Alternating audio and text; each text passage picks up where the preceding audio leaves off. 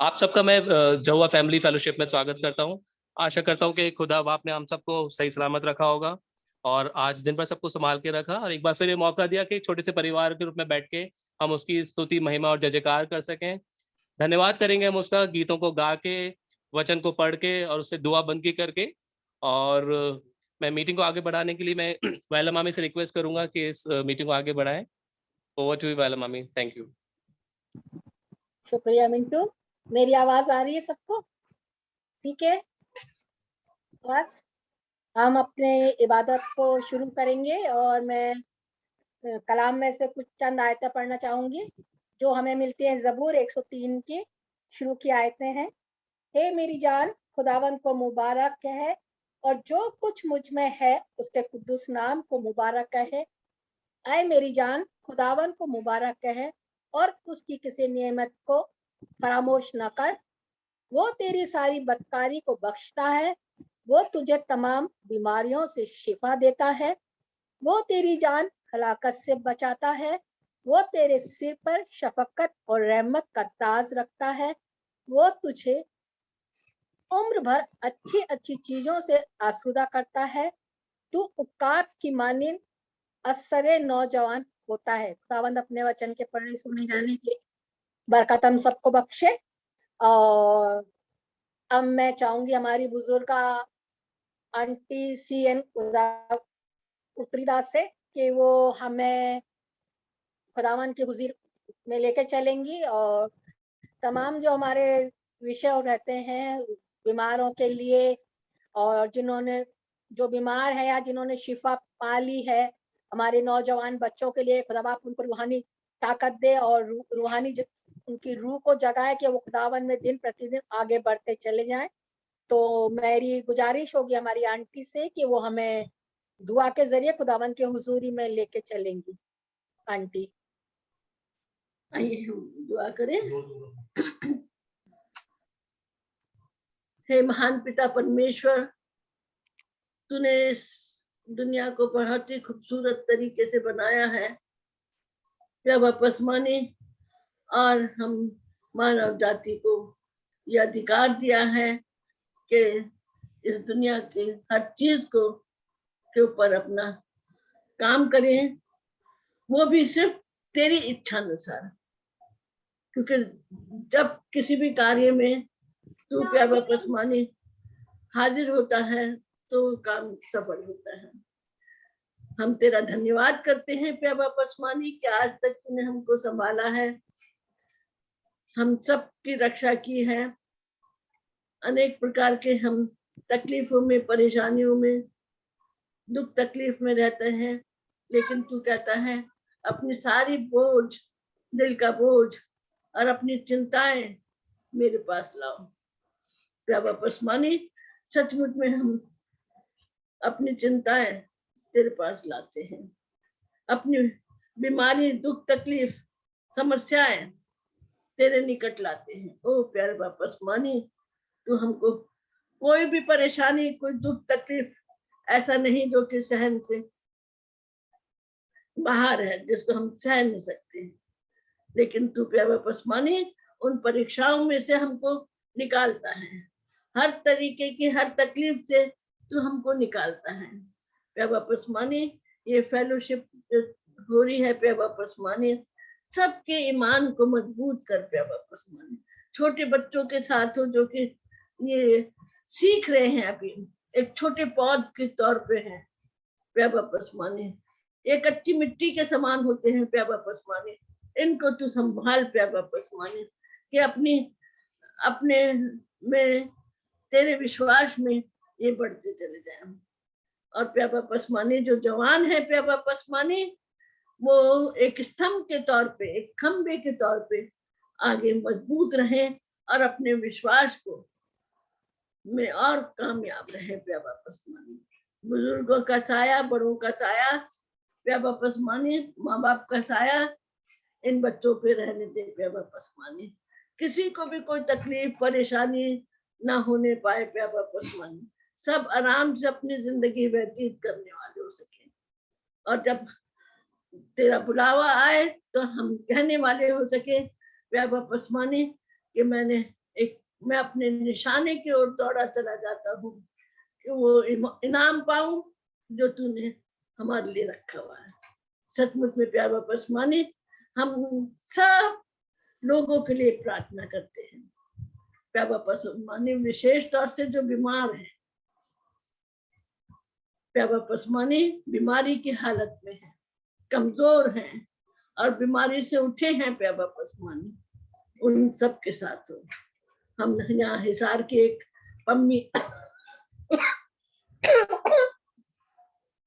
पम्मी के लिए दुआ करते हैं। प्यारे बाबा उस्मानी वो बड़ी असहाय है, चल फिरने में उसको मुश्किल होती है। प्यारे बाबा उस्मानी उसके साथ हूँ। प्यारे बाबा उस्मानी इसी तरीके से मैं अपने दामाद मनोज मसीह के लिए दुआ करती हूँ। प्यारे बाबा उस्मानी, जबकि उसके लेफ्ट साइड के काफी हाथ और पैर और फीट और हर भाग में उसके दर्द था। प्यारे बाबा उस्मानी लेफ्ट साइड में, और उसका MRI भी हुआ है, ECG हुआ है और इको भी हुआ है। प्यारे बाबा उस्मानी, तो प्यारे बाबा उस्मानी थोड़ी सी ECG में गड़बड़ है, डॉक्टर ने लीवर थोड़ा सा बड़ा हुआ बताया है। प्यारे बाबा उस्मानी, हम तेरे से विनती करते हैं प्यारे बाबा उस्मानी, तू उस बच्चे को तंदुरुस्ती अता कर, क्योंकि तो डॉक्टरों का डॉक्टर, हकीमों का हकीम और वैद्यों का वैद्य है। प्यारे बाबा उस्मानी, तू उसको चंगाई देगा। तेरे आगे कोई भी काम असंभव नहीं, सब काम प्यारे बाबा उस्मानी तेरे हजूरी में सही होते हैं। प्यारे बाबा उस्मानी, तूने कितने लोगों को जीवित किया, कितने लोगों को तूने चंगाई अता की है। प्यारे बाबा उस्मानी वो व्यक्ति जो कि शमशान कब्रिस्तान में जंजीरों से बंधा रहता था और वो तोड़ के भागता था, तूने उस तक को ठीक किया है। प्यारे बाबा उस्मानी, तू कितना महान पिता परमेश्वर है, हमारी शुद्धि लेता है, हमें संभालता है। प्यारे बाबा उस्मानी, ओ प्यारे बाबा उस्मानी, हम तेरे से विनती करते हैं,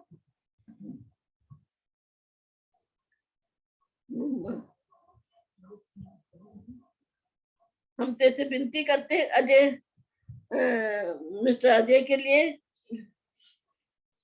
उनको चंगाई अता कर। जॉय निक्सन के लिए, मिस्टर डेविड के लिए जिनको स्टोन है, और शिवानी और शाह का आज बर्थडे है।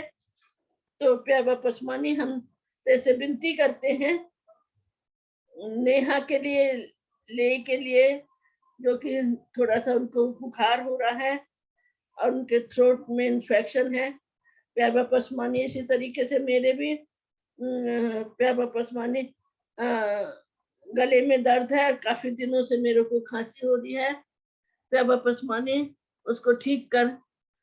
हम इसी तरीके से दुआ करते हैं क्वीनी और राजा के लिए, उन दोनों को भी प्यारे बाबा उस्मानी संभाल के रख, जो भी उनकी कमजोरी जिस्म में है सबको प्यारे बाबा उस्मानी चंगाई अता कर। प्यारे बाबा उस्मानी, और जिनका बच्चों का बर्थडे है प्यारे बाबा उस्मानी, जैसे जैसे वो उम्र में बढ़ते जा रहे हैं, अपने शारीरिक फिजिकली तौर से बढ़ते हैं प्यारे बाबा उस्मानी, इसी तरीके से वो मेंटली और स्पिरिचुअली भी आगे बढ़ते चले जाए और तुझ में आप विश्वास रखने वाले हो सके। प्यारे बाबा उस्मानी, जिनका नाम मैं गलती से नहीं ले पाई हूँ, प्यारे बाबा उस्मानी मुझे माफ कर तू, लेकिन तेरे विनती है कि सबको चंगाई अता कर। प्यारे बाबा उस्मानी, सबको ठीक कर, और खास तौर से ये जो कोरोना थोड़ा बहुत रह गया है,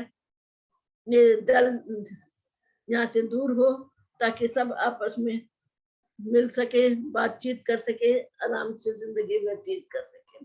हमारी गुनाह आलूदा जिंदगी, जो कि बहुत ही हमारे गुनाह ऐसे हैं प्यारे बाबा उस्मानी, जो कि बहुत ही भयानक है, लेकिन तू उन सबको माफ कर दे प्यार वापस माने, क्योंकि तूने कहा कि हर एक के गुनाह माफ करो, चाहे वो 70 बार गुनाह करे, लेकिन प्यार वापस माने हम इनको ये सिखा कि बार बार गुनाह ना करें, क्योंकि तू बार बार दुखी होता है, परेशान होता है। जब तूने हम इस दुनिया में आए नहीं थे तभी तूने हमें रच लिया था, अपने हथेली में अपने हमारा नाम लिख लिया था। प्यार वापस माने, प्यार वापस माने हमारे काम जो है बिल्कुल मैले चित्रों के समान है। हम बहुत अपना जीवन संसारिक तौर पे व्यतीत करना पसंद करते हैं। प्यार वापस माने, जैसे विनती है प्यार वापस माने, नाम बनाम तू हर एक को चंगाई अता कर, सबकी प्रॉब्लम्स को दूर कर, कमी घटी से बचा के रख प्यार वापस माने, जिसको किसी चीज की जरूरत है प्यार वापस माने उसको अता कर, जिनके पास नौकरी नहीं है उनको नौकरी दे प्यार वापस माने, बच्चों को पढ़ाई लिखाई का शौक पैदा कर और हर एक को अच्छी तंदुरुस्ती दे प्यार वापस माने, कि दुनिया में रह करके हम दुनिया जैसे ना बने परंतु हम तेरी मर्जी को पूरा करने वाले हो सके। और प्यार वापस माने हमारे विश्वास को और मजबूत कर। प्यार वापस माने तेरे विनती है, इस फेलोशिप के लिए खास तौर से दुआ करते हैं ना, जबकि हमारी बच्ची हमसे बहुत दूर रहती है, उस बच्ची को खास तौर से तू संभाल के रख प्यार वापस माने। जितने और हमारे रिलेटिव्स विदेशों में पाए जाते हैं, नाम बनाम तू हर एक को बरकतों से माला माल। और जिन बच्चों ने मेरी इतना खूबसूरत मेरा प्रोग्राम किया है, कभी मैं सोच भी नहीं सकती थी कि इतना खूबसूरत प्रोग्राम मेरे बच्चे करेंगे, मेरे को इतना ऑनर देंगे प्यार वापस माने। उनके सब परिवार उनको प्यार वापस माने संभाल के रखना, हर परेशानी से दुख तकलीफ से बचा के रखना।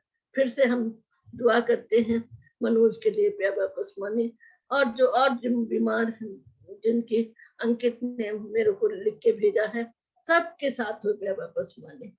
हम तेरे से गुजारिश करते हैं नाम बनाम तू हर एक के साथ हो, हर एक को की कमी घटी को पूरा कर, तकलीफों को पूरा कर, अपने खून की छाप सबके जिस्म पे लगा दे प्यार वापस माने। ओ प्यार वापस माने, तू तो वो मुक्ति दाता है जो कि प्यारा, क्रोध तो करता है लेकिन विलंब से करता है तेरा, क्योंकि तू अनुग्रहकारी है, तू दयालु है, तू कृपालु है, तू हमें कैसे छोड़ सकता है।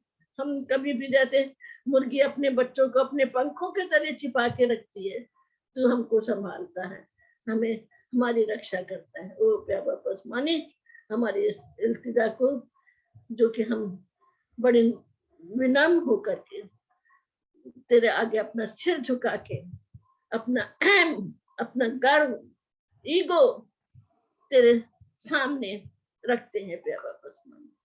और प्यार वापस माने हमारी इल्तिजा को, हमारी इस विनती को, रिक्वेस्ट को प्यार वापस माने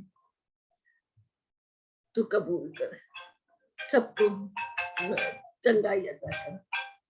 प्यारे यीशु मसीह के वसीले से मांगते हैं, thank you Jesus, thank you Jesus, thank you Jesus. शुक्रिया आंटी इस अच्छी दुआ के लिए। और अब वक्त है कि अब हम अपनी दुआ के उस पोर्शन में चलेंगे इबादत में, जो कि सबसे जरूरी है, हम्दो शिताइश का, क्योंकि जब तक हम्दो शिताइश नहीं है तब तक हमारी ये इबादत है वो अधूरी है। तो अब मैं गुजारिश करूंगी राजा भैया के पूरे परिवार से, जो कि मेरे को दिख रहा है बहुत अच्छी तरह से तैयारी करके बैठे हैं, एक साथ मिलके बहुत अच्छा लगता है। और अब समय होगा कि राजा भैया हमें अपनी हम्दो शिताइश के जरिए से खुदावन की नजदीकी में लेके चलेंगे। तो राजा भैया का।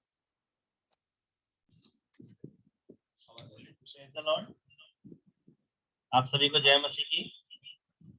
आइए हम आराधना में आगे चलते हुए परमेश्वर की हम्दो शिताइश में हम गीत गाएंगे। प्राइसन कन्वेंशन की गीतावली में से गीत नंबर 106, तन मन और धन उसे दो, अपने यीशु को सब कुछ दो। तन मन और धन उसे दो, अपने यीशु को सब कुछ दो, क्योंकि उसी के द्वारा उद्धार पाना है, जीती आत्मा का दान उसे दो।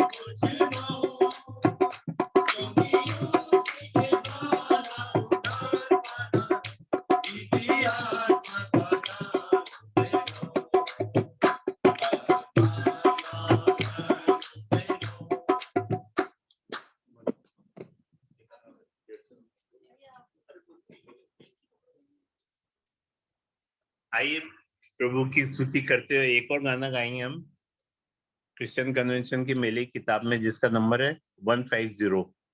प्यारो हिम्मत बांधो आगे बढ़ो, क्रूस का लो निशान, जीतेंगे हम यारों हारेगा शैतान। तो अपने उस शैतान को हराना है, आगे बढ़ने का। आइए गाना गाएं। यारो हिम्मत बांधो आगे बढ़ो, क्रूस का लो निशान, जीतेंगे हम यारों हारेगा शैतान, जीतेंगे हम यारों हारेगा शैतान। लड़ो लड़ो स्तुति करो यीशु के सत्ता, लड़ो लड़ो स्तुति करो यीशु के सत्ता, हिम्मत बांधो आगे बढ़ो, हारेगा शैतान। यारो हिम्मत बांधो आगे बढ़ो, क्रूस का लो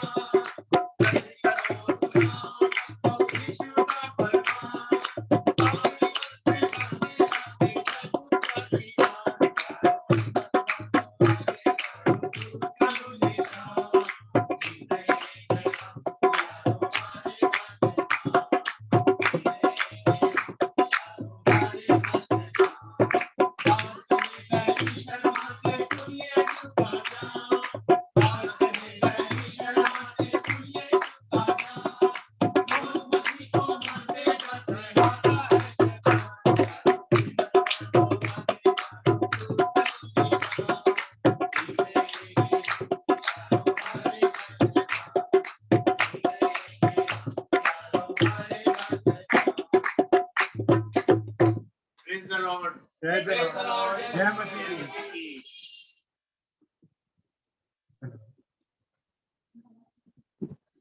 बहुत सुंदर वर्शिप, बहुत अच्छे गीत। वाकई में शैतान तो हारा हुआ है और वो हमेशा हारा हुआ ही रहेगा। वो हमसे जीत नहीं सकता किसी भी हालत में। आमीन, हालेलुया। अब समय होगा कि हम उस वचन को जो आज परमेश्वर ने, खुदावंद ने अपने दास हमारे भाई अनुराग लाल को दिया है, एक आत्मिक रोटी के रूप में, जो हमारी भूखी रूहों के लिए, जिस्म के लिए नहीं, हमारी भूखी रूहों के लिए है। जो कलाम उनको दिया गया है, वो कलाम आज वो हमसे करेंगे और हमें रूहानी खुराक से शेयर करेंगे। तो मैं चाहूंगी कि बेटा अनुराग लाल हमें खुदावंद के हुजूर में लेके चले।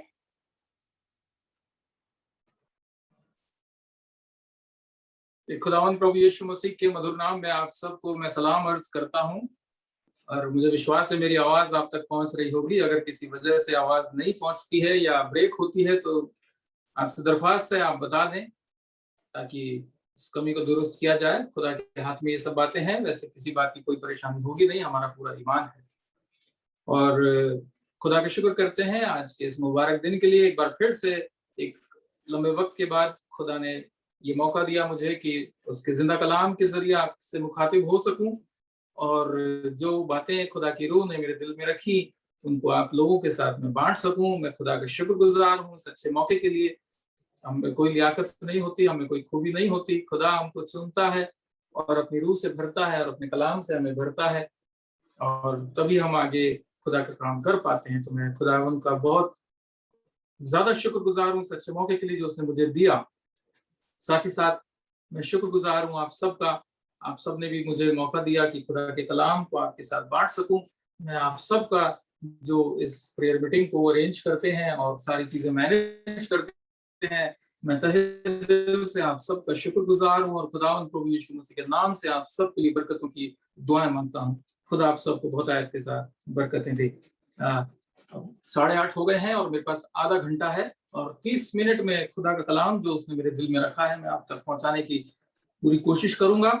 और जो कलाम आज खुदा ने हमें दिया है वो हमें उसके पाक कलाम में से मिलता है। मत्ती रचित सुसमाचार, मत्ती रसूल की इंजील उसका 16वां बाब और उसकी 24 से लेकर 28वीं आयत तक। मत्ती रचित सुसमाचार उसका 16वां अध्याय उसकी 24 से लेकर 28 वचन तक। और मेरी बेटी आपके सामने से बुलंद आवाज में पढ़ेगी। तब यीशु ने अपने चेलों से कहा, यदि कोई मेरे पीछे आना चाहे तो अपने आप का इनकार करे और अपना क्रूस उठाए और मेरे पीछे हो ले। क्योंकि जो कोई अपना प्राण बचाना चाहे वह उसे खोएगा और जो कोई मेरे लिए अपना प्राण खोएगा वो उसे पाएगा। यदि मनुष्य सारे जगत को प्राप्त करे और अपने प्राण की हानि उठाए तो उसे क्या लाभ होगा? क्या मनुष्य अपने प्राण के बदले क्या देगा? मनुष्य का पुत्र अपने स्वर्गदूतों के साथ अपने पिता की महिमा में आएगा और उस समय वह हर एक को उसके कामों के अनुसार प्रतिफल देगा। मैं तुमसे सच कहता हूँ कि जो यहाँ खड़े हैं उनमें से कुछ ऐसे हैं कि वे जब तक मनुष्य के पुत्र को उसके राज्य में आते हुए ना देख लेंगे तब तक मृत्यु का स्वाद कभी ना चखेंगे। खुदा अपने कलाम के पढ़े और समझ जाने पर अपनी आशीषें दे। आमीन। आइए अपने दिलों को तैयार करें, खुदा के सामने दुआओं में चलें ताकि जो कलाम आज खुदा हमको देता है वो हमारे दिलों में, हमारी जिंदगियों में भरपूरी के साथ जगह पाए। आइए दुआ करें। शुक्र करते हैं खुदावंद आज के इस मुबारक मौके के लिए जो आपने भी दिया ताकि आपके पाक कलाम से जो आपके बेटे हमारे मुंजी प्रभु यीशु मसीह ने बातें की हैं खुदावंद हम उन पर गौर फरमा सके, उनको सीख सके और हमारी रूहानी जिंदगियां और बेहतर बन सके और हम आपके और नजदीक आ सकें। जब आपका पाक कलाम हमसे बात करता है, जब आपका पाक रूह हमसे मुखातिब होता है खुदावंद, जब आपकी योजनाएं पूरी होती हैं खुदावंद, कोई तीसरा शख्स बीच में ना आए। इंटरनेट की गड़बड़ी से होने वाली तमाम परेशानियों से आप बचाइए खुदावंद। इलेक्ट्रिसिटी के जाने से होने वाले नुकसान से आप बचाइए खुदावंद और हमारे दिलों को अपने कलाम की तरफ लगाइए खुदावंद ताकि हम इसमें उतर सकें और जो बातें हमें आज सिखाई जाती हैं उन्हें हम सीख सके। मैं अपने आप को आपकी हुजूरी में लाता हूँ खुदावन, मेरे दिल को, मेरे दिमाग को सारे ख्यालों से खाली करके अपने कलाम से भरिए, ताकि जो मर्जी आपकी है वो बहुतायत के साथ आज पूरी हो और आपके नाम को सारा इज्जत और जलाल मिल सके खुदावन। और जब हम यहाँ से रुखसत हों खुदावन, जब हम अपनी जिंदगियों में लौटें तो एक बेहतर इंसान बन के लौटें, और खुदावन आपके सच्चे से पेशेदार बन के लौटे, और ये वक्त हमारे लिए आशीषों का वक्त ठहरे। सारी महिमा, सारा आदर सम्मान आपको देते हुए इस प्रार्थना को आपके बेटे हमारे उद्धार करता प्रभु यीशु मसीह के नाम में उनकी मांगता हूँ, सुनिए और कबूल कीजिए, आमीन। प्रियो, आपके सामने मत्ती रसूल की इंजील, अभी आपके सामने उसका एक हिस्सा पढ़ा गया, उसकी 16वां चैप्टर उसका पढ़ा, और 24 से लेकर 28 5 आयतें आपके सामने पढ़ी गई।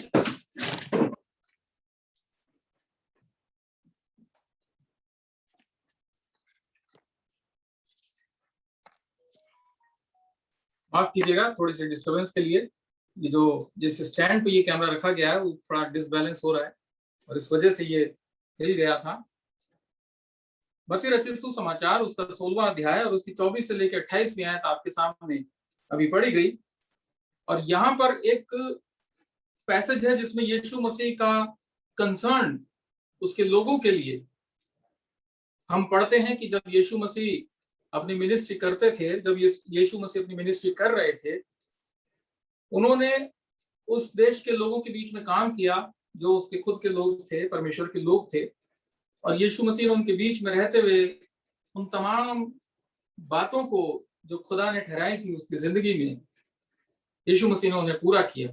और इस खास हिस्से को जब हम पढ़ते हैं तो हम देखते हैं कि हम महसूस कर सकते हैं कि यीशु मसीह ने किस शिद्दत के साथ, किस बोझ के साथ यहाँ पर कहा, यदि कोई मेरे पीछे आना चाहे तो अपने आप का इनकार करे और अपना क्रूस उठाए और मेरे पीछे हो ले। इस स्टेटमेंट को जब यीशु मसीह ने दिया तो ये एक सिंपल एक बात नहीं थी जो यीशु मसीह ने कह दी। इसके पीछे यीशु मसीह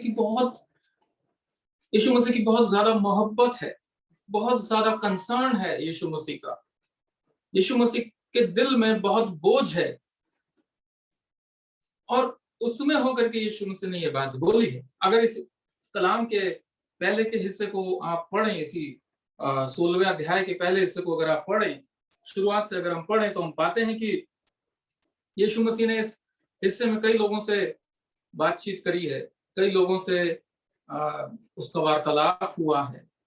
पहले अगर हम देखें तो सदूकी और फरीसियों से यीशु मसीह ने बात करी है, और उसके बाद सदूकी और फरीसियों के बाद यीशु मसीह ने अपने चेलों से बात करी है, और चेलों के बाद यीशु मसीह ने अपने खास चेले पतरस से बात करी है, और बहुत कुछ वहां पे हुआ है।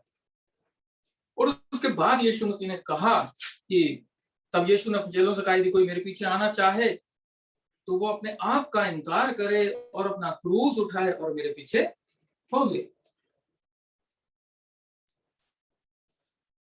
प्रभु यीशु मसीह उस दौर में जब अपनी मिनिस्ट्री कर रहे थे उन लोगों के बीच में, जब हम इस मत्ती 16 से और पहले 15 और मत्ती 14 और मत्ती 13 हम सारे चैप्टर्स को पढ़ते हैं तो हम पाते हैं कि यीशु मसीह ने बड़ी मेहनत के साथ अपनी मिनिस्ट्री को वहां पे अंजाम दिया और बहुत सारे काम वहां पर यीशु मसीह ने किए।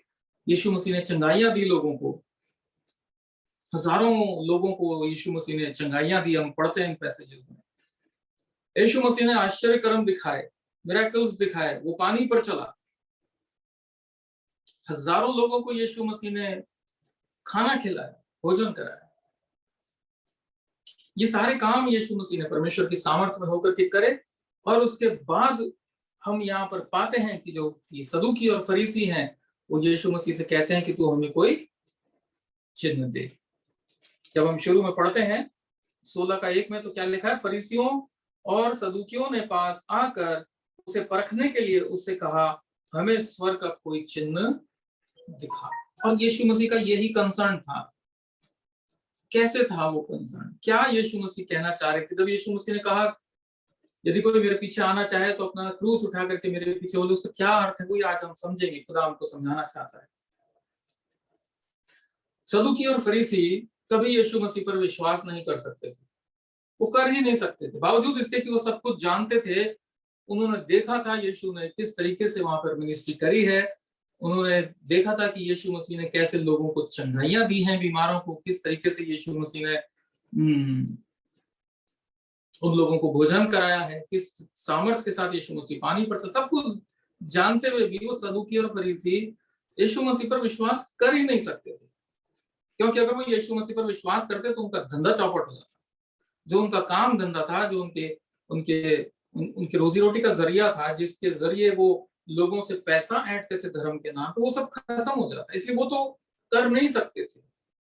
लेकिन जो यीशु मसीह का कंसर्न था वो उसके दूसरे लोगों के लिए था, उन लोगों के लिए जो गरीब गुरबा लोग थे, यहूदी लोग थे, इजरायली लोग थे। अभी हम 2 दिन पहले सीख रहे थे इस बात को कि उस प्रदेश में जितने लोग रहते थे उनकी क्या हिस्टोरिकल बैकग्राउंड है, हम ज्यादा उसमें नहीं जाएंगे, लेकिन वो खुदा के लोग थे।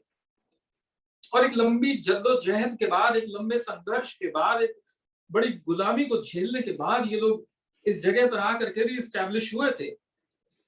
इजरायलियों ने अशूरियों की गुलामी को झेला था, और जो यहूदी लोग थे इन्होंने बेबीलोन की गुलामी को झेला था, फारस की गुलामी को झेला था। और उस गुलामी से छूटने के बाद ये यरूशलेम को लौटे थे, और इनकी जिंदगी में बहुत कड़वाहट थी, बहुत दुख थे, बहुत गम थे, और इनकी जो सोशल लाइफ थी वो कोई इजी नहीं थी। उसमें बहुत सारी कमियां थी, बहुत परेशानियां थी, बहुत संघर्ष थे। इनके पास रोजगार नहीं थे, इनके पास रोजगार भी नहीं थे। छोटा मोटा काम करते थे, मछली पकड़ना, खाती का काम, बढ़ईगिरी का काम करना, या जानवर पालना, बस। और इससे जो कुछ भी ये कमाते थे, सदूकी और फरीसी व्यवस्था के नाम पे इनसे ऐंठ लेते थे, और जो कुछ बचता था वो रोम की सरकार इनसे ले जाती थी। और इस तरीके से हम पाते हैं कि बहुत मुश्किल जीवन था। और खुदावंद प्रभु यीशु मसीह का जो कंसर्न था वो उन लोगों के लिए था, और उन लोगों के लिए यीशु मसीह ने कहा कि यदि कोई मेरे पीछे आना चाहे तो अपना क्रूस खुद उठाए। यीशु मसीह कुछ खास चीज उन लोगों को सिखाना चाहते थे। यीशु मसीह ने आगे उनको सावधान किया। हम पढ़ते हैं कि 5वीं आयत में यहाँ पर लिखा है 16:5 में कि जब चेले पार पहुंचे तो रोटी ले जाना वो भूल गए, और रोटी ले जाना वो भूल गए थे तो यीशु मसीह ने उनको वार्निंग दी, उनसे कहा, देखो फरीसियों और सदूकियों के खमीर से सावधान रहना। अब वो समझे नहीं। यीशु मसीह के चेले हैं, यीशु मसीह के साथ उठते बैठते हैं, यीशु मसीह की मिनिस्ट्री में पूरे वक्त वो साथ रहते हैं। यीशु मसीह की बातों को उन्होंने सुना। यीशु मसीह ने कहा कि मैं एक उद्देश्य के साथ इस पृथ्वी पर आया हूं, परमेश्वर ने एक पर्पस के साथ मुझे भेजा है। और यीशु मसीह ने अपनी मृत्यु की भविष्यवाणी भी इनके सामने, इनके बीच में रहते हुए करी, और इन सब बातों के बावजूद वो यीशु मसीह की बात नहीं समझ पाए। और यीशु मसीह ने जब उनसे कहा तो वो नहीं समझ पाए। उनको लगा कि जब हम रोटी लाना भूल गए इसलिए यीशु मसीह हमको ताना मार रहा है। यीशु मसीह ने फिर उनको तफसील से समझाया, उनको बताया कि मैं किस खमीर से कह रहा हूं, तुम सावधान रहो। और उसके बाद हम आगे पढ़ते हैं, यीशु मसीह ने उनसे पूछा कि लोग मेरे बारे में क्या कहते हैं। चेले बताने लगे, कोई कहता तू यूहन्ना बपतिस्मा देने वाला है, कोई कहता तू एलिया है, कोई कहता फलाना है, कोई। यीशु मसीह ने कहा, तुम क्या कहते हो, तुम क्या कहते हो कि मैं कौन हूं? पतरस ने तुरंत कहा, क्या कहा? 16वीं आयत, शमौन पतरस ने उत्तर दिया, तू जीवते परमेश्वर का पुत्र मसीह है। अब पतरस साहब ने बड़े कॉन्फिडेंस से इस चीज को कन्फेस किया कि नहीं, तू मसीह है, जीवते परमेश्वर का पुत्र। लेकिन जब हम और आगे बढ़ते हैं तो हम पाते हैं पतरस भी डामाडोल हो गया, और प्रभु यीशु मसीह को झिड़कने लगा। जब यीशु मसीह ने कहा कि यह अवश्य है कि मैं इन पापियों के लिए अपनी जान कुर्बान करूं, पतरस ने उसको झिड़का, ऐसा ना हो तेरे साथ।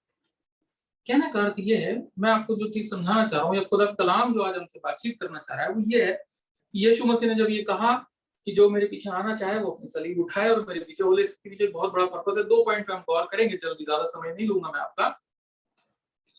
पहली चीज, जब यीशु मसीह ने कहा तो उसके पीछे परमेश्वर की व्यवस्था थी। सदूकी और फरीसी चिन्ह मांगते थे, लेकिन यीशु मसीह को मालूम था कि जो ये आश्चर्य क्रम में चिन्ह के तौर पे दिखाता हूं, ये जो मिरेकल्स में इन लोगों को दिखाता हूं, these miracles can make them happy। ये आश्चर्य क्रम इनको खुश कर सकते हैं। ओहो, वो नासरत का यीशु, उसने आज बहुत अच्छी मछली और रोटी खिलाई, हमको खुश हो गए बहुत आश्चर्य क्रम से।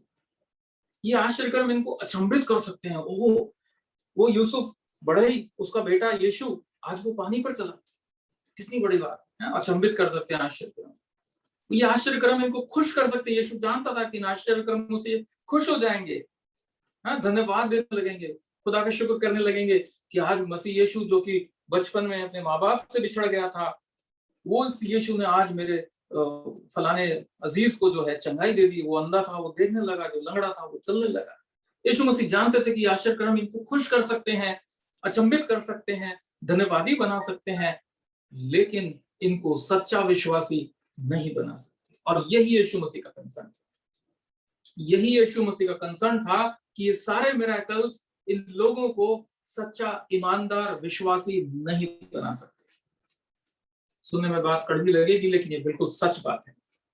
हम कलाम में पढ़ते हैं, इन तमाम लोगों ने, जो यहूदी और इस्राएली जो पूरे टाइम यीशु मसीह को घेरे रहते थे, इन्होंने हर वो आश्चर्य कर्म जो यीशु मसीह ने दिखाया वो देखा, इन्होंने एक्सपीरियंस किया। और इनकी तो बात छोड़िए साहब, ये तो फिर भी ऐसे लोग थे जो कुछ वक्त तक यीशु मसीह के साथ रहते थे, लेकिन यीशु मसीह के जो 12 चेले थे पूरे समय यीशु के साथ रहते थे। यीशु के हर आश्चर्य कर्म को इन्होंने देखा था, लेकिन इनके दिल नहीं बदले थे। तो जो पहली चीज यीशु मसीह सिखाना चाहते हैं ना, वो ये है कि miracle can not change your life. Do not expect a miracle in your life to be change. Do not expect. Miracle is necessary, but it must not be the basis of your faith. आश्चर्य कर्म जरूरी है, लेकिन आपके विश्वास का आधार आश्चर्य कर्म बिल्कुल नहीं है और ना होना चाहिए। क्योंकि अगर ऐसा होता तो हम सबसे ज्यादा ये चेले विश्वासी होते उसी वक्त। बाद में हुए वो अलग चीज है, वो अलग सब्जेक्ट है, लेकिन उसी वक्त यीशु के सामने ही वो चलती फिरती पत्रियां बन जाते, खुदा की मशाल बन जाते। लेकिन हम पाते हैं कि उन चेलों ने बहुत गलतियां करी यीशु के सामने, यीशु के रहते हुए उन्होंने बहुत गलतियां करी। तो यीशु मसीह उनको ये सिखाना चाह रहे थे कि जो ये सदूकी और फरीसी जो चिन्ह मांगते हैं, ये तुम्हारे लिए आवश्यक नहीं है। जरूरी क्या है? जरूरी ये है, यीशु मसीह ने कहा अपना क्रूस उठा मेरे पीछे हो। जो मेरे पीछे आना चाहे वो अपना क्रूस। अगर आप लय व्यवस्था उसका 4था अध्याय और उसकी पहली 12 आयतों को पढ़ेंगे तो आप पाएंगे कि वहां परमेश्वर ने एक व्यवस्था दी थी। There was a law given to the people of God. अगर हम लेविटिकस चैप्टर 4 उसकी पहली 12 आयतों को पढ़ेंगे, वहां पर पाप बलि के बारे में परमेश्वर ने अपने लोगों को सिखाया था कि पाप अगर किसी से हो जाता है, चाहे वो जान करके हो और चाहे अनजाने में हो, तो उसकी बलि के लिए क्या व्यवस्था है, किस तरीके से पाप बलि दी जाएगी ताकि उन पापों से उनको क्षमा मिल जाए। और वो व्यवस्था ये कहती थी कि पाप बलि के लिए जिस बछड़े को चढ़ाया जाएगा, उस बछड़े का खून परमेश्वर की वेदी पर छिड़का जाएगा, लेकिन जो बछड़ा है उसका पूरा शरीर, सिर, धड़, चमड़ी, अतड़ियां, सब कुछ लिखा है वहां पे, आप अगर डिटेल में पढ़ेंगे, वो छावनी से बाहर ले जा करके जलाई जाएगी। तो पाप बलि के लिए एक व्यवस्था थी जो परमेश्वर ने पुराने नियम में दी थी। मसीह यीशु ने कहा मैं व्यवस्था को लोप करने नहीं, लेकिन व्यवस्था को पूरा करने आया हूं। और यीशु मसीह ने उस व्यवस्था को पूरा किया पूरे जगत के पापों के लिए। प्रभु यीशु मसीह ने जब अपना लहू बहाया तो वो शहर में बहाया, लेकिन जब उसकी कुर्बानी हुई तो शहर के बाहर गलगता नामक पहाड़ी जो कि शहर से दूर थी, तो वहां ले जाकर के यीशु मसीह को मारा गया। यीशु मसीह ने अपने आप को कुर्बान किया, मारा नहीं गया, यीशु मसीह ने अपने आप को कुर्बान किया। यीशु मसीह ने उस व्यवस्था को पूरा है। और वही चीज यीशु मसीह यहाँ पर उन लोगों को सिखाना चाह रहे हैं कि जो मेरे पीछे आना चाहे अपना क्रूस उठाए मेरे पीछे हो ले। नया जीवन पाने के लिए, खुदा के अब्दी जलाल में दाखिल होने के लिए हमें किसी मिरेकल की जरूरत नहीं है। अपने सलीब को उठा करके उसके पीछे जाने का, अपना सलीब उठाना मतलब खून बहाने की जरूरत हमको अब नहीं, नो डाउट। वो प्रभु यीशु मसीह ने एक बार कर दिया, once for all for everyone, खून बहा दिया प्रभु यीशु मसीह ने, अब उसकी जरूरत नहीं है। लेकिन अपने क्रूस को उठा करके उस जगह से निकलने की जरूरत है। जगह मतलब हमारा पुराना जीवन, जिन बातों में हम अपनी जिंदगी गुजार रहे हैं, इनसे बाहर निकलने की जरूरत है, उनसे बाहर निकलने की जरूरत है। और यीशु मसीह को यही सिखाना चाह रहे थे। जो व्यवस्था की बातें थी, जो प्रभु यीशु मसीह खुदा की तरफ से दी गई थी, खुदा ने उसके दिल में रखी थी जब वो इंसान बन के दुनिया में आया, क्योंकि परमेश्वर का बेटा था, सब कुछ कामिल इंसान था वो, लेकिन खुदा ने उसके दिल में सारी बातें रखी थी। और वही बातें वो उनके सामने ना सिर्फ बोलता था लेकिन करके भी दिखाता। और यही यीशु मसीह ने कहा, यदि मेरे पीछे कोई आना चाहे अपना सलीब उठाए, मेरे पीछे हो ले। चिन्हों का इंतजार ना करे। हमारे लिए भी पापों से जो छुटकारा पाने का तरीका यीशु मसीह ने दिया है वो यही दिया है। कोई भी प्रचारक हमको पापों से क्षमा नहीं दे सकता, भले वो कितना भी मिरेकल कर ले, भले वो मेरी कितनी भी बीमारियों को दुआ के जरिए जो दान उसे मिला है चंगाई दे दे, लेकिन मेरे पापों को क्षमा नहीं कर सकता। उसके लिए तो यीशु ने कहा अपना सलीब उठा, और यही इंपॉर्टेंट था उस वक्त भी और आज भी, और ये यीशु मसीह सिखाना चाहते। पहली चीज, जल्दी से आगे चलेंगे। दूसरी चीज यीशु मसीह क्या सिखाना चाहते थे? अगर हम इसी वृतांत को जो अभी मत्ती 16 के 24-28 में हमने पढ़ा, अगर हम इसे दूसरे गॉस्पेल में पढ़ें, आप सब बाइबल पढ़ने वाले लोग हैं, आप जानते हैं कि जितने सुसमाचार हैं उन सब में इन घटनाओं का उल्लेख है। कई ऐसी घटनाएं हैं जो एक ही गॉस्पेल में हैं, कई ऐसी घटनाएं हैं जो 3 गॉस्पेल में हैं, कई ऐसी घटनाएं हैं जो 4 गॉस्पेल में हैं, कई ऐसी घटनाएं हैं जो 2 गॉस्पेल में हैं। तो इस वाली घटना को अगर हम एक दूसरे गॉस्पेल में पढ़ें, मरकुस में पढ़ें, मरकुस की जो पत्री है वो संभवतः सबसे पहले लिखी गई पत्री है, हम सब जानते हैं इस बात को। पहला स्थान मत्ती रचित सुसमाचार का किताब में, बाइबल में जरूर है, लेकिन जो सबसे पहले लिखी गई थी वो मरकुस की पत्री लिखी गई थी। और मरकुस में अगर हम इसी चैप्टर को, इसी पैसेज को हम पढ़े, मरकुस 8:38 में, तो वहां पर यीशु मसीह की जो कंसर्न है ना उसको हम क्लियरली देख पाते हैं। यीशु मसीह की कंसर्न क्या थी, क्या यीशु मसीह कहना चाह रहे थे? मत्ती 8:38 पढ़ो बेटा। जो कोई इस व्यभिचारी और पापी जाति के बीच मुझसे और मेरी बातों से लजाएगा। हाँ, जो कोई इस व्यभिचारी और पापी जाति के बीच मुझसे और मेरी बातों से लजाएगा, मनुष्य का पुत्र भी जब वह पवित्र दूतों के साथ अपने पिता की महिमा सहित आएगा तब उससे भी लजाएगा। ये वो कंसर्न था यीशु मसीह का, ये वो कंसर्न था। पहली चीज तो यीशु मसीह सिखाना चाह रहे थे कि पापों से माफी के लिए, खुदा के राज्य में दाखिल होने के लिए, इन सारी परेशानियों से छुटकारा पाने के लिए, इस गुलामी से निकलने के लिए, इस भुखमरी से बचने के लिए, खुदा के राज्य में जाने के लिए तुम्हें अपना सलीब उठाना पड़ेगा। और दूसरी जो कंसर्न यीशु मसीह की थी वो ये थी कि ये लोग सुनेंगे किसकी, ये किनकी सुनेंगे लोग, क्योंकि ये तो साधारण लोग हैं। जब तक रोटी और मछली इनके पेट में गई, जब तक इन्होंने मेरी सुनी।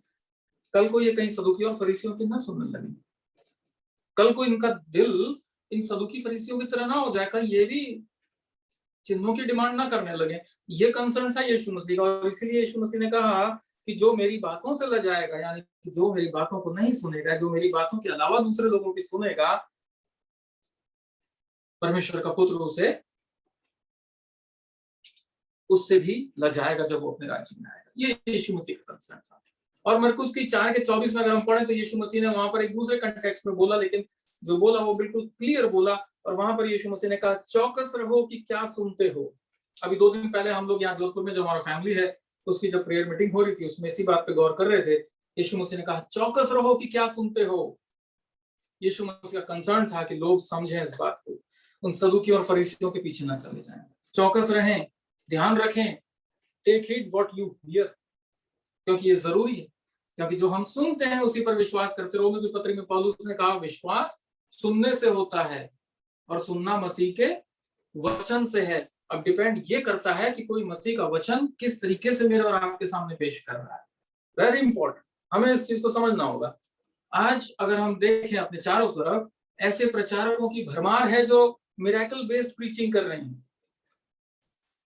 आप गौर से मेरी बात सुनिए, और मैं आपसे हाथ जोड़ के माफी मांगूंगा अगर आपकी भावनाओं को इससे ठेस पहुंचती है, लेकिन खुदा का कलाम ये मेरे दिल में खुदा की जरूरत थी, इसलिए मैं आपके सामने रख रहा हूं। चंगाइयां, मिरेकल बहुत जरूरी हैं और होते हैं, खुदा की तरफ से होते हैं, कलाम हमें बताता है, लेकिन वो हमारे विश्वास का आधार नहीं होना चाहिए। और आज हम जब देखते हैं अपने चारों तरफ कई ऐसे प्रचारकों को हम पाते हैं जिनकी मिनिस्ट्री मिरेकल बेस्ड मिनिस्ट्री है, मिरेकल बेस्ड मिनिस्ट्री है। चंगाइयों और छुटकारों को वो अपनी मिनिस्ट्री का आधार बनाते हैं। क्योंकि परमेश्वर प्रभु यीशु मसीह ने कहा, भरमा मत जान, चौकस रहो क्या सुनते हो। एक जगह लिखा है यीशु मसीह ने, घबरा मत जाना, अंत के दिनों में ये सब होगा, ऐसे लोग आएंगे, झूठे भविष्यवक्ता खड़े होंगे, और वो काम भी करेंगे और उनके काम होंगे भी, क्योंकि वो यीशु के नाम से मांगेंगे तो काम तो होना पड़ेगा। लेकिन यीशु मसीह ने उनके लिए भी एक बात बोली। क्या बोली? मत्ती 7 उसका 22-23। उन लोगों के लिए भी यीशु मसीह ने एक बात बोली है कि हर वो व्यक्ति जो मुझसे हे प्रभु कहता है स्वर्ग के राज्य में प्रवेश नहीं करेगा। आगे क्या लिखा 22वें आयत में? मत्ती 7 का 22। उस दिन बहुत से लोग मुझसे कहेंगे हे प्रभु हाँ क्या हमने तेरे नाम से भविष्यवाणी हे प्रभु क्या हमने तेरे नाम से प्रोफेसी नहीं की? मैं प्रॉफिट नहीं कहलाया, मैं तो प्रॉफिट फलाना सिंह जी था और मैंने प्रोफेसी करी और लोगों की जिंदगी में काम किया। हाँ मैंने नहीं किया, मैंने प्रोफेसी करी। आगे और तेरे नाम से दुष्ट और मैंने डिलीवरेंस नहीं करी। प्रभु यीशु तेरे नाम से मैंने कितने दुष्ट आत्माओं को निकाल दिया था। 1 लाख लोगों का क्रूसेड हो रहा है और लोग हिलते डुलते आ रहे हैं और बिल्कुल सीधे होकर के जा रहे हैं। मैंने तेरे नाम से किया यीशु मसीह। फिर आगे और तेरे नाम से बहुत से आश्चर्य कर्म नहीं किए। लंगड़ों को चला दिया यीशु मसीह। मैंने तेरे नाम से व्हील चेयर पर स्टेज की एक तरफ से आए और दूसरी तरफ से उतर करके चले गए। क्या मैंने ये सब नहीं किया?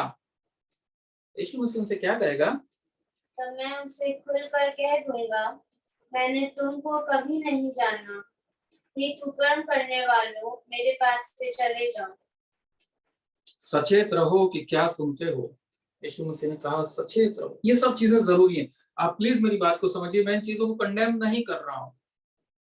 सच्चे खुदा के सच्चे लोग, सच्चे दास इन कामों को करते हैं और ये बहुत जरूरी है। यीशु मसीह ने भी जब मिनिस्ट्री करी, हर एक उस जगह जहां जरूरी था यीशु मसीह ने मिरेकल दिखाया, लेकिन हर एक जन के साथ यीशु मसीह ने मिरेकल नहीं किया। जहां जरूरी था, जिस जगह जिस इंसान के विश्वास की बढ़ोतरी के लिए वो काम जरूरी था, यीशु मसीह ने जरूर किया। लेकिन आज जो खुदा का कलाम बात करता है वो हम जैसों से बात करता है। हम जो विश्वासी हैं, हम जो कई पीढ़ियों से क्रिश्चियन हो चुके हैं, हमारा फेथ कहाँ है? कहीं हम भी तो इस मिरेकल की वेट नहीं कर रहे? कहीं हम भी तो उन सदुकी और फरीसियों की तरह चिन्हों का इंतजार तो नहीं कर रहे? क्योंकि यीशु मसीह ने कहा कि ये चिन्ह जो है ये बड़ी बात नहीं है। क्योंकि अगर आप परमेश्वर के शायद वन ऑफ दी सबसे बड़े दास जो हुए हैं बाइबल में, जिनका हमें पत्रियां मिलती हैं, वो है पौलुस। अगर उनकी जिंदगी को हम पढ़ें तो हम पाएंगे 2 कुरिन्थियों उसके 12वें अध्याय में लिखा है पौलुस ने कि मैं अपने प्रकाशनों की बहुतायत से कहीं फूल ना जाऊं तो एक कांटा मुझे चुभाया गया। शैतान का एक दूत जो मेरे पेट में घूंसे मारता है। मतलब अब हमें नहीं मालूम उसको क्या बीमारी हुई होगी पौलुस को, लेकिन पौलुस उसको इस तरीके से लिखता है कि कहीं मैं अपने प्रकाशनों की बहुतायत से फूल ना जाऊं, क्योंकि खुदा के नजदीक हूँ। प्रभु यीशु मसीह मुझ में होकर बात करता है, प्रभु यीशु मसीह मुझसे बात करता है। इस बात का घमंड कहीं मेरे दिमाग में ना चढ़ जाए। तो कहता है कि इसलिए मैं प्रकाशनों की बहुतायत से फूल ना जाऊं तो मेरे शरीर में एक कांटा चुभाया गया, और अर्थात शैतान का एक दूत कि मुझे घूंसे मारे ताकि मैं फूल ना जाऊं। आगे क्या कहता है? इसके विषय में मैंने प्रभु से 3 बार विनती की। अब इंसान को था, दर्द होता था, खुदा बहुत दर्द हो रहा है पेट में, खुदा बहुत दर्द हो रहा है, मुझे चंगाई दे दे। लेकिन उसको चंगाई नहीं मिली। बाइबल बताती है वो मिरेकल नहीं हुआ क्योंकि वो वहां पे आवश्यक नहीं था। और बहुत अच्छी चीज खुदा ने वहां पर अपने दास पौलुस से कही। क्या लिखा आगे? प्रभु से 3 बार विनती की कि मुझसे ये दूर हो जाए, पर किंतु लेकिन उसने मुझसे कहा मेरा अनुग्रह ही तेरे लिए बहुत है, मेरा अनुग्रह ही तेरे लिए बहुत है, क्योंकि मेरी सामर्थ्य निर्बलता में सिद्ध होती है। ये हम विश्वासियों को समझना जरूरी है। खुदा के जरिए ठहराए गए वक्त में उसके सारे काम होकर वो हमारी भलाई की होती है। पहली चीज हमको यकीन करना चाहिए। सदूकी और फरीसियों की तरह चिन्ह की डिमांड हमें कभी नहीं करनी चाहिए। खुदा के द्वारा ठहराए गए वक्त में हमारी जिंदगी की सारी परेशानियों के लिए खुदा की जो योजना है वो जरूर पूरी होगी। दूसरी बात, अगर हम दर्द में हैं, अगर हम तकलीफ में हैं, अगर हम बीमारी में हैं, ये कहना बहुत आसान है क्योंकि अभी हम तंदुरुस्त हैं, अभी हम चंगे हैं, खुदा ने हमको चंगाई दी, चलते फिरते हैं, कोई तकलीफ नहीं। It is very easy for me to say this but it is a fact. हम जब विश्वासी हमें इस चीज को समझना होगा। खुदा ने पौलुस को क्या कहा कि मेरा अनुग्रह तेरे लिए बहुत है क्योंकि मेरी सामर्थ निर्बलता में सिद्ध होती है। यह परमेश्वर का कलाम है कि उसकी सामर्थ्य जो है वो निर्बलता में सिद्ध होती है। आज मैं भला चंगा इंसान हूं, आज मेरे में कोई बीमारी नहीं है, कोई गोली मैं नहीं खाता, मुझे शुगर नहीं है, मुझे बीपी नहीं है, किसी तरह की कोई मेडिसिन मैं नहीं लेता, अच्छा खासा खुदा ने मुझे चलता फिरता रखा है। परमेश्वर की सामर्थ जितना एक बीमार में काम करती है उतना मुझ में नहीं दिखेगी। इसी की जगह अगर एक दूसरा जन हो जो बीमार है, जिसके शरीर में बीमारी है, जिसको तकलीफ है, जो दवाइयां लेता है, जो परेशान है, जो दर्द से गुजर रहा है, लेकिन वो भी मेरे बराबर खड़ा होकर मुझसे कहीं ज्यादा खुदा को महिमा देता है, वो परमेश्वर की सामर्थ उसकी निर्बलता में सिद्ध हो रही है। ये प्रभु यीशु मसीह का कंसर्न था कि उसके लोग इस बात को सीखें, समझ लें, जान लें कि जो चिन्ह है जिनकी डिमांड सदूकी और फरीसी करते हैं, जरूरी नहीं है। जरूरी यह है कि हम अपने सलीब उठाएं, उसके पीछे हो लें, अपनी पुरानी जिंदगी से निकल आए बाहर, उस मानसिकता से निकल आए और साथ में अपना भरोसा अपने खुदा पे रखें, विश्वास रखें कि हमारी बीमारी में भी, हमारी तकलीफ में भी, हमारे दर्द में भी खुदा की सामर्थ्य है जो हमें काम कर रही है। वही हमें इस काबिल कर रही है कि हम उठ सकते हैं, बैठ सकते हैं, उसका नाम ले सकते हैं और सारी दर्द और तकलीफ के बावजूद उसके नाम की हालेलुया गा सकते हैं। ये परमेश्वर की सामर्थ्य है जो निर्बलता में सिद्ध होती है, और यही यीशु मसीह उन लोगों को सिखाना चाहते थे, उस वक्त के लोगों को। यीशु मसीह ने कहा चौकस रहो कि क्या सुन। हमारे लिए बहुत जरूरी है कि हम क्या सुन रहे हैं, उस पर विश्वास करने से पहले हम इस चीज को, आज मैं आपके सामने जो इतना बोल रहा हूं, आप इस पर विश्वास कैसे करें, इसको वेरीफाई करें। बाइबल में से हम एक आयत देखते हैं, परसों भी हमने इस आयत पे गौर किया था, और पहला यूहन्ना उसका दूसरा अध्याय और उसकी 27वीं आयत, यूहन्ना की पहली पत्री और उसका दूसरा अध्याय 27वीं आयत, वहां पर यूहन्ना बड़े खुले शब्दों में इस बात को क्लियर कह देता है, बिल्कुल क्लियर हम सबके लिए, जो हम कई पीढ़ियों से मसीही लोग हैं, हमने बपतिस्मा लिया, एक तालीम हमको मिली संडे स्कूल से, कंफर्मेशन हमारा हुआ, और उसके बाद खुदा के लोगों के साथ हमारी संगति रहती है, हम चर्च आते जाते हैं, हम खुदा का कलाम पढ़ते हैं, उसके वचनों, उसके लिए यूहन्ना ने क्या लिखा, पहला यूहन्ना उसका दूसरा अध्याय 27 जोर से पढ़ना। परंतु तुम्हारा वो अभिषेक कौन सा, जो उसकी ओर से किया जो गया, उसकी ओर से किया, किसकी ओर से किया गया, खुदा की ओर से किया गया, तुम में बना रहता। पहले हम समझ लें कि वो अभिषेक क्या है, वो अनॉइंटिंग क्या है। जब यीशु मसीह का वक्त आ रहा था, चेले परेशान हो रहे थे कि अब ये चला जाएगा, तो यीशु मसीह ने कहा देखो मैं जाता हूं और मैं परमेश्वर पिता से विनती करूंगा कि तुम्हारे लिए एक सहायक भेजे, यानी पवित्र आत्मा, और वही मेरा और आपका अभिषेक है, वही हमारी अनॉइंटिंग है, खुदा का रूह। तो यूहन्ना कहता है कि तुम्हारा वो अभिषेक जो उसकी ओर से किया गया तुम में बना रहता है। आगे, और तुम्हें इसका प्रयोजन नहीं कि कोई तुम्हें सिखाए। लो साहब, बात हो गई खत्म। यूहन्ना कहता है कि तुम्हें इसका प्रयोजन ही नहीं है, अंग्रेजी में पढ़ेंगे देयर इज नो नीड कि कोई आके तुम्हें वचन समझाए, सिखाए। टीचर्स डे मनाया साहब, सबसे बड़ा टीचर तो खुदा ने हमको दे दिया, जो हमारे दिल में और दिमाग में रहता है, खुदा का रूह, और वो हमें सब कुछ समझा देता है, हमें और कुछ समझने की जरूरत, कोई तीसरा आके हमको समझाए इसकी जरूरत नहीं। लेकिन इसका ये अर्थ बिल्कुल नहीं है कि हम सरमन सुनना बंद कर दें, परमेश्वर के आराधनाओं में जाना बंद कर दें, खुदा के लोगों की बातें सुनना बंद कर दें। यूहन्ना का ये मतलब बिल्कुल नहीं था। उसका क्या मतलब था, उसके आगे की लाइन में पढ़ी, हम पढ़ेंगे, क्या लिखा उसने, वरन जैसे वो अभिषेक जो उसकी ओर से किया गया, हाँ, वरन जैसे वो अभिषेक यानी कि पवित्र आत्मा जो उसकी ओर से किया, जो खुदा की तरफ से किया गया, तुम्हें सब बातें सिखाता है। मतलब ये है यूहन्ना का कि जो कुछ तुम सुनते हो, यीशु मसीह ने कहा सचेत रहो क्या सुनते हो, यूहन्ना ने पवित्र आत्मा में होकर के कहा जो कुछ तुम सुनते हो उसको वेरीफाई करो उस अभिषेक से जो तुम्हारे अंदर, जो मेरे अंदर है, जो आपके अंदर है, जितने आप सुनने वाले हैं उन सब के अंदर है। जो कुछ सुनते हो उसको वेरीफाई करो इस अभिषेक से जो तुम्हें सब बातें सिखाता है, और यह सच्चा है, वो ही सच्चा है। बोलने वाले कुछ भी कहते रहें, उसको वेरीफाई करें, उसके कलाम को अपनी जिंदगी में रोज जगह दें और खुदा की रूह में होकर के ही उसे पढ़ें।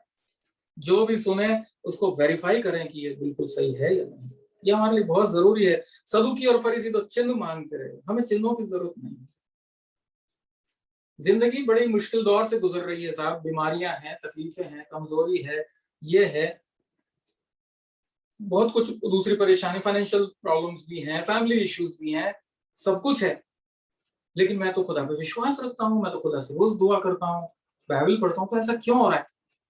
अभिषेक से पूछिए, अपने अभिषेक से पूछिए, किसी तीसरे के पास जाने की जरूरत नहीं है। खुदा का कलाम कहता है अपने अभिषेक से पूछिए, क्योंकि वो सच्चा है, क्योंकि वो सच्चा है, और वही हमें खुदा में लेके आगे चलता है। वो सच्चा है और झूठा नहीं, और जैसा उसने तुम्हें सिखाया है वैसे ही तुम उसमें बने रहते हो। जब हम उस अभिषेक में रहते हैं तो उसमें बने रहते हैं। तो प्रभु यीशु मसीह का कंसर्न, जो आज का कलाम हमने सीखा, जो खुदा ने हमको सिखाया, वो ये है। उस समय यीशु मसीह का कंसर्न ये था, उसके लोग इस बात को समझें कि जो चिन्ह दिखाए जाते हैं उनकी डिमांड सदूकी और फरीसी करते हैं, क्योंकि वो अविश्वासी लोग हैं। सच्चे विश्वासी के लिए चिन्ह कोई मायने नहीं रखते। जरूरी यह है कि अपने सलीब को उठा करके यीशु के पीछे होना, यीशु मसीह पर विश्वास करके पुराने जीवन से आगे निकल जाना। एक स्टेट ऑफ मूवमेंट यीशु मसीह ने एम्फसाइज किया उसके ऊपर। जरूरी है change over, very necessary, transformation. पौलुस ने फिर उसके ऊपर पत्रियां लिख डाली कि ट्रांसफॉर्मेशन बहुत जरूरी है। सलीब उठा करके उस जगह से निकलना बहुत जरूरी है। यीशु मसीह का वही कंसर्न, यही कंसर्न उस वक्त भी था 2000 साल पहले, और आज भी यही है। आज भी वो अपने लोगों से यही कहता है, अपना सलीब उठा करके मेरे पीछे हो गए। चिन्हों और चमत्कारों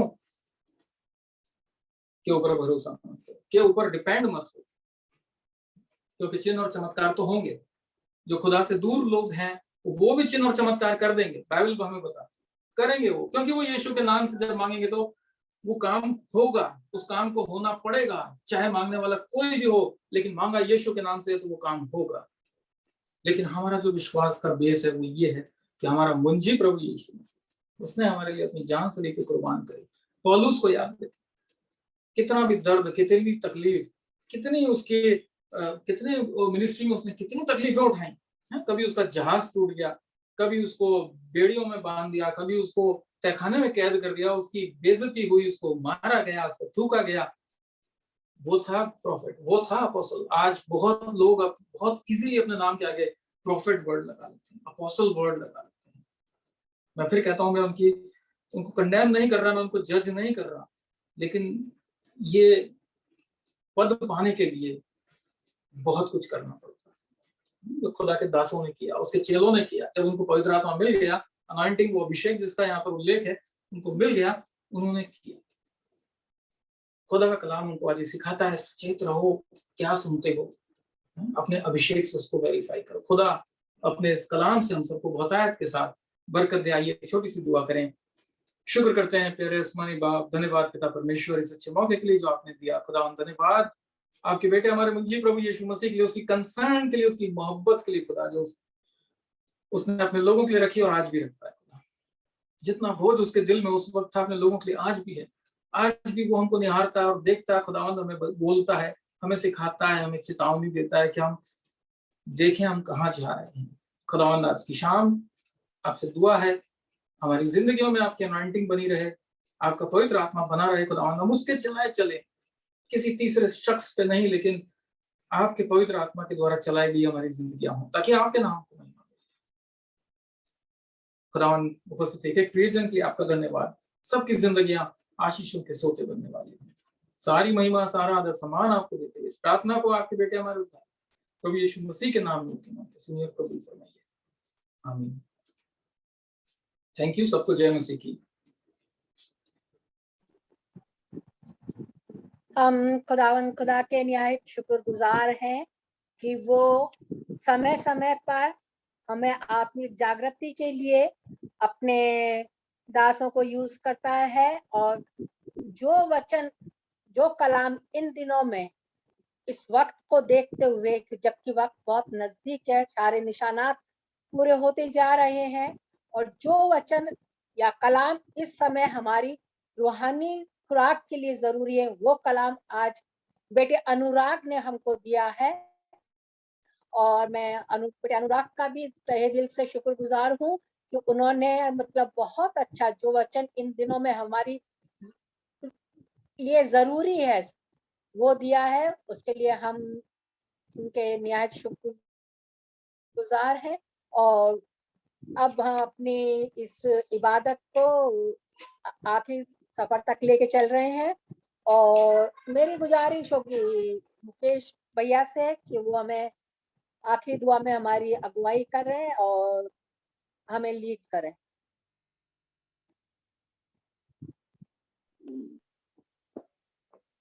प्रेज़ द लॉर्ड। आइए हम प्रार्थना में आगे चलें।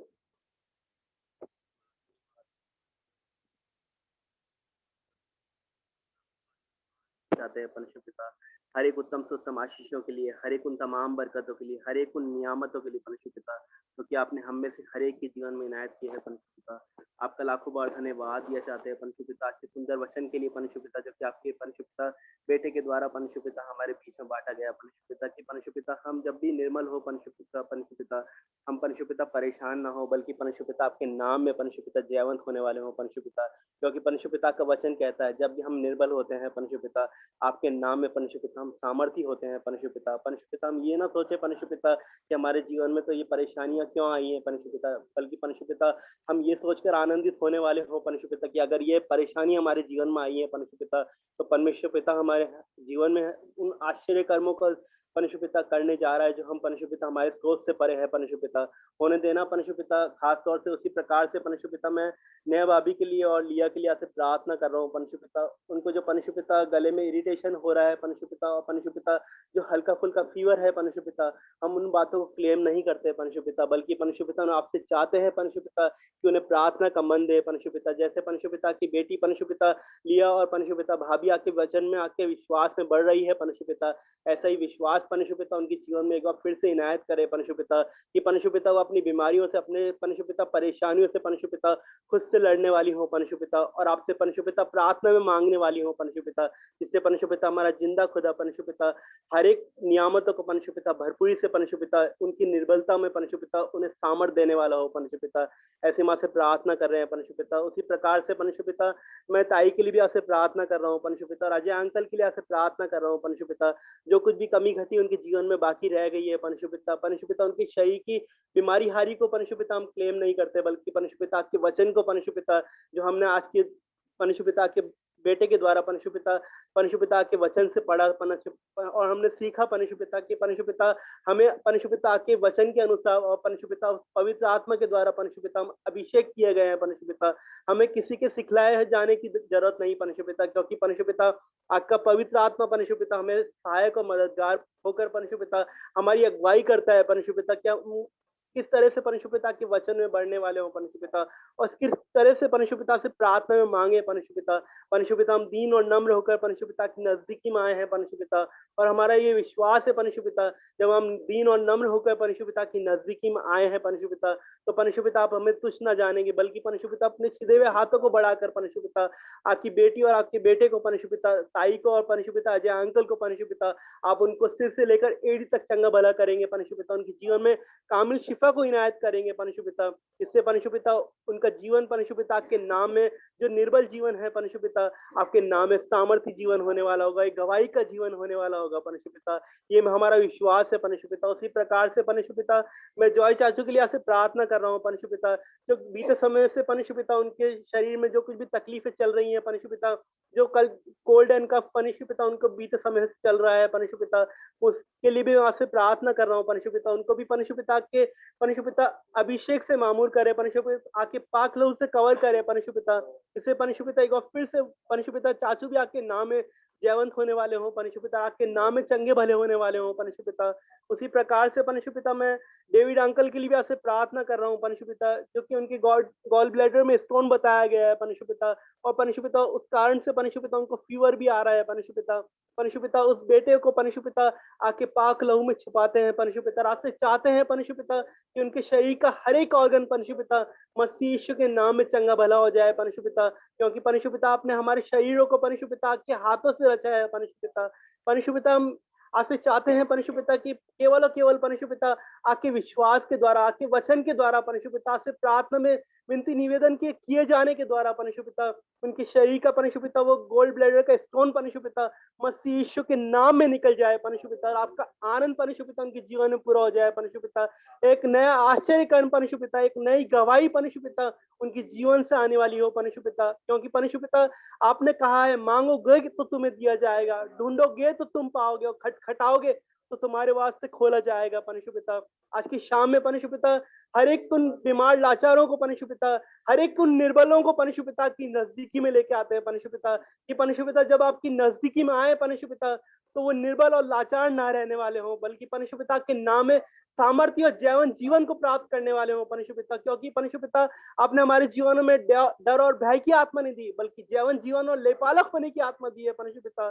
जिससे परमेश्वर पिता हम आपके नाम से, उस जिंदा मुबारक नाम के वसीले से परमेश्वर पिता जो कुछ भी मांगे परमेश्वर पिता, हमारे जीवन की हर एक अभिलाषाएं परमेश्वर पिता मसीह यीशु के नाम में हाँ और आमीन में पूरी होती चली जाए परमेश्वर पिता।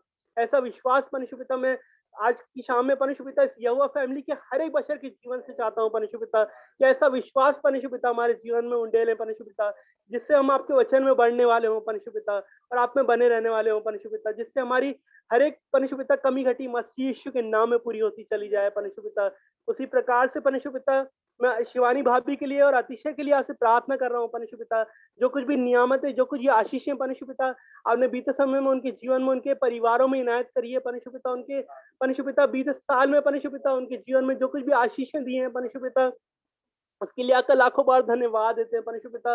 और परमेश्वर पिता हमने जो परमेश्वर पिता व्हाट्सएप पे मैंने जब उनकी परमेश्वर पिता पिक्स को देखा परमेश्वर पिता, जब परमेश्वर पिता हमने उनकी परमेश्वर पिता एमएससी करके जब परमेश्वर पिता वो लेक्चरशिप में आगे बढ़ रही हैं शिवानी भाभी परमेश्वर पिता, होने देना परमेश्वर पिता वो अपने वचन में परमेश्वर पिता पे बने रहने वाली हो सके परमेश्वर पिता, और आपके नाम में परमेश्वर पिता किसी प्रकार से जीवन को जीने वाली हो सके परमेश्वर पिता, जिससे परमेश्वर पिता जो कुछ भी आशीषें आप उनके जीवन में दिया चाहते हैं परमेश्वर पिता, उससे वह आनंद में और मग्न होने वाली हो और आपके नाम में खुशो खुरम पाई जाए परमेश्वर पिता। उसी प्रकार से परमेश्वर पिता मैं अतिशय के लिए भी आपसे प्रार्थना कर रहा हूँ परमेश्वर पिता, उस भाई के जीवन में परमेश्वर पिता की जो कुछ भी आपने प्लानिंग्स की हैं परमेश्वर पिता उसकी इच्छा, उसकी योजना परमेश्वर पिता उसके जीवन में ना हो, बल्कि परमेश्वर पिता आपकी इच्छा, आपकी योजना है परमेश्वर पिता उसके जीवन में हाँ और आमीन में पूरी होने वाली हो परमेश्वर पिता, जिससे हम घटे और आपको महिमा मिले परमेश्वर पिता।